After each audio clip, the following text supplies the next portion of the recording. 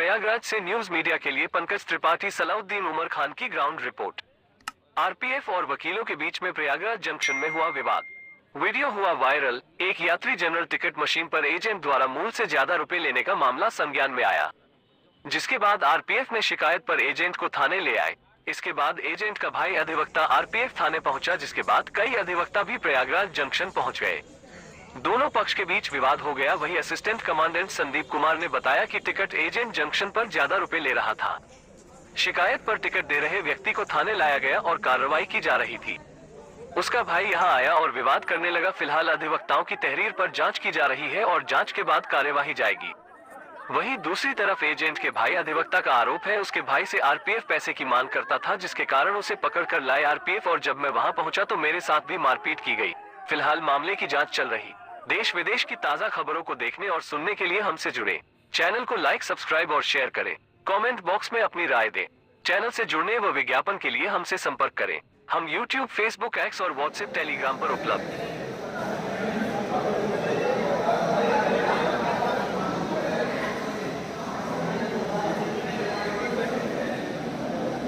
कितना लिया पैसा?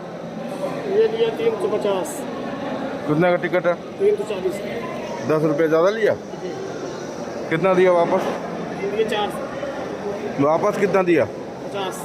ठीक। डाक पूछो उससे कि 10 रुपये ज़्यादा कहाँ लिए?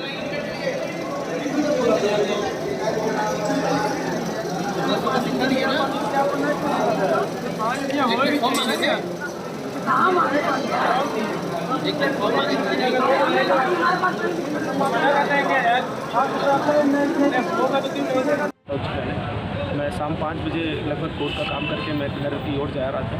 तभी मेरे छोटे भाई जो कि यहाँ पर एटीवीटीएम बुकिंग पे काम करता है, तो उसका फ़ोन आता है कि वो जिस दरोगा जी के बारे में हमने बताया, तो पिछले काफ़ी दिनों से वो दरोगा जी उसको टॉर्चर कर रहे थे ये वसूली के लिए, कि वो वसूली दे दे, वसूली दे दे, वसूली दे दे। तो इस चीज़ को लेकर टॉर्चर कर वो बड़ा परेशान था।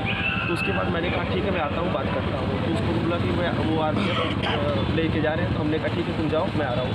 तो लगभग 5 मिनट के बाद मैं आया यहाँ पर। मैंने उनसे पूछा कि आप किस आधार पे, मतलब क्या इसने अपराध किया है, किस चीज़ को लाए हैं। तो कह रहा है मैं सब बता दे रहा हूँ, मेरे पास सारी चीज़ें हैं। तो हमने कहा ठीक है सारी चीज़ें हैं, लेकिन मुझे बता दें आप अगर ऐसा कुछ गलत किया है तो उसके ऊपर जो भी संवैधानिक कार्रवाई होती है वो आप करिए। तो उसके बाद वो इधर उधर की बात करते रहे, लेकिन वो कुछ बता नहीं पाए। तब तक मैंने मोबाइल, जब उन्होंने मुझसे मिसबिहेव किया तो मैंने मोबाइल निकाल के रिकॉर्डिंग ऑन कर दी। रिकॉर्डिंग ऑन की तो उनको मैंने रिकॉर्डिंग मोड पे सारी चीज़ें पूछा गया कि आपने क्यों किया ऐसा, क्यों कर रहे हैं और क्या कर रहा है, क्या अपराध किया उसने, आप बताइए। तो उसने ये सब करते हुए मुझे भद्दी भद्दी गालियाँ दी, और गालियाँ देने के बाद कहता तुम बहुत बड़े वकील हो, मेरे पास सैकड़ों वकील हैं और मैं 50 जज को जानता हूँ। तो हमने कहा ठीक है अगर हम 50 जज को जानते हैं तो आप हमको नाम बता दीजिए। तो उन्होंने नाम बताने से मना किया, और इस तरीके करते हुए वो अपने 5-7 साथियों के साथ, सिपाहियों के साथ वहाँ अंदर आरपीएफ थाने के अंदर मुझसे मारपीट की। मेरे छोटे भाई से भी मारपीट की, और मारपीट करने के बाद फिर मुझे मेरे से रिकॉर्डिंग डिलीट कराई गई और मेरा मोबाइल छीन लिया गया और मुझे डिलीट कराई गई ज़बरदस्ती। और फिर मैंने वो मोबाइल उनको दे दिया, रिकॉर्डिंग डिलीट करा दी गई। उसके बाद फिर उन्होंने कहा ठीक है मैं मामला ख़त्म करता हूँ। फिर उसके बाद उन्होंने फर्जी एक मेडिकल का वो कराया, जिसमें उन्होंने लिखा कि ये शराब का टेस्ट करा लीजिए। तो वहाँ गए, इन्होंने मेडिकल कराया और शराब का मुझे टेस्ट ज़बरदस्ती दिखाया जा रहा था। और उसके बाद ये माल गोदाम ले गए, वहाँ पर मुझे शराब ज़बरदस्ती पिला रहे थे, लेकिन हमने शराब नहीं पी। और अभी भी मेरी जांच करवा लीजिए, मैं शराब अल्कोहल वगैरह लेता भी नहीं हूँ और ना ही किसी तरीके को। और मैं चाहता हूँ कि उस दरोगा जी को भी बुलवा लीजिए, उनको भी चेक करवा लिया जाए कि क्या वो शराब के नशे में थे कि नहीं। क्या नाम है उनका, कहाँ है? सुधीर राय, SI आरपीएफ में है, और बिना वर्दी के थे और ड्यूटी पे भी शायद नहीं थे। अच्छा,